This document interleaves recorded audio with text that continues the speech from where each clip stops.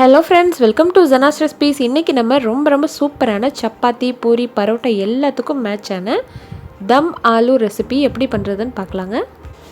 இந்த தம் ஆலு ரெசிபி பண்ணுறதுக்கு குட்டி குட்டியான பேபி பொட்டேட்டோஸ் வாங்கி வச்சுக்கோங்க.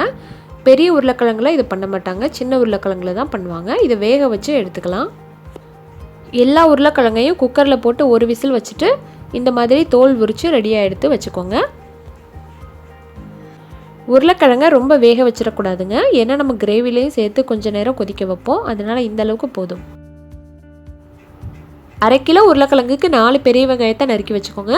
10 பல் பூண்டு, ஒரு துண்டு இஞ்சி, தக்காளி பார்த்திங்கன்னா ஒரு 3 தக்காளி யூஸ் பண்ணியிருக்கேன்.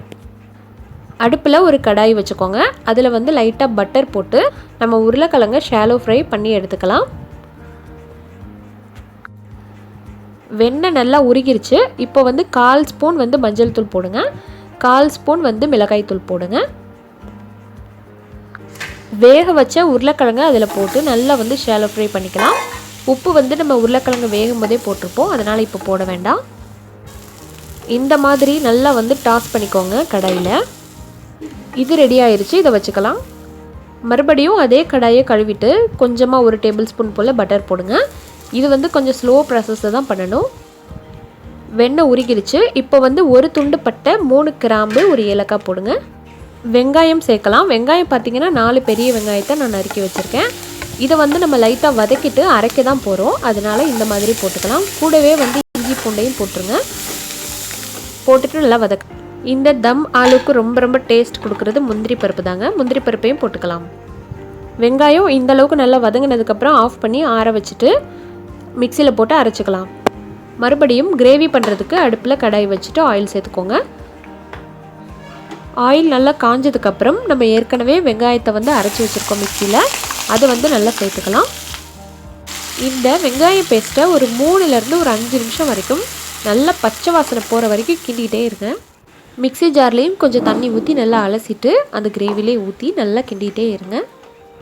முன்னே இருந்ததுக்கு பாருங்கள், இப்போ ஆயில் நல்லா பிரிஞ்சுக்கிட்டு வருது. இப்போ வெங்காயத்தில் உள்ள பச்சை வாசனை போயிடுச்சு. தக்காளி எடுத்து வச்சுருந்தோம் இல்லையா, அதில் 3 தக்காளியை நான் அரைச்சிட்டு இந்த மாதிரி நல்லா பியூரியாக அதில் ஊற்றுறேன்.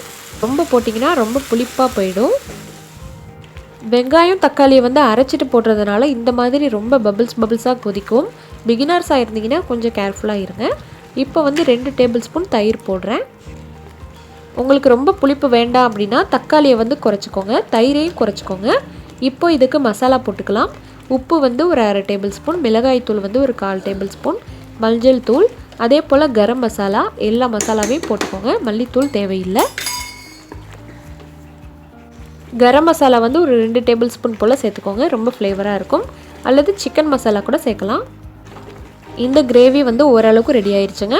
இந்த சமயத்தில் நம்ம வேக வச்சு மசாலாலாம் டோஸ்ட் பண்ணி வச்சுருக்கோம் இல்லையா உருளைக்கிழங்கு, அதை இதில் போட்டுட்டு நல்லா எல்லா பக்கமும் அந்த கிரேவி நல்லா படுற மாதிரி கிண்டி விட்டுருங்க. கிண்டி விட்டுட்டு ஒரு 5 நிமிஷம் போல் மூடி வச்சுருங்க. அந்த உருளைக்கிழங்குல அந்த கிரேவி நல்லா சாரணும். இப்போ பாருங்கள், ஒரு 5 நிமிஷம் நான் மூடி வச்சேன், நல்லா ஆயில் பிரிஞ்சு வந்திருக்கு. கடைசியில் அடுப்பு ஆஃப் பண்ண போகிற டைமில் 1 டேபிள் ஸ்பூன் பட்டர் மட்டும் போட்டு அப்படியே மூடி வச்சுருங்க. ரொம்ப வாசனையாக இருக்கும். இந்த சமயத்தில் கஸ்தூரி மேத்தி இருந்தால் கைகளால் நல்லா நசுக்கிட்டு போடலாம். என்கிட்ட கஸ்தூரி மேத்தி இல்லை, அதனால கொத்தமல்லி போடுங்க. அல்லது உங்கள்கிட்ட ஃப்ரெஷ் க்ரீம் இருந்தால் கூட போடலாம், அதுவும் ரொம்ப ஃப்ளேவராக இருக்கும். கொத்தமல்லி போட்டு ஆஃப் பண்ணிடுங்க. அவ்வளோதான், சுட கிரேவி ரெடி ஆயிடுச்சு. இதை சப்பாத்தி கூட மட்டும் வச்சு சாப்பிட்டிங்கன்னா அவ்வளோதாங்க, மறக்கவே மாட்டீங்க இந்த சுவையை. ஃப்ரெண்ட்ஸ், இதே போல் நீங்களும் செஞ்சு பார்த்துட்டு எப்படி வந்துச்சுன்னு சொல்லுங்கள். வீடியோ பிடிச்சிருந்தா லைக் பண்ணுங்கள். தேங்க்யூ.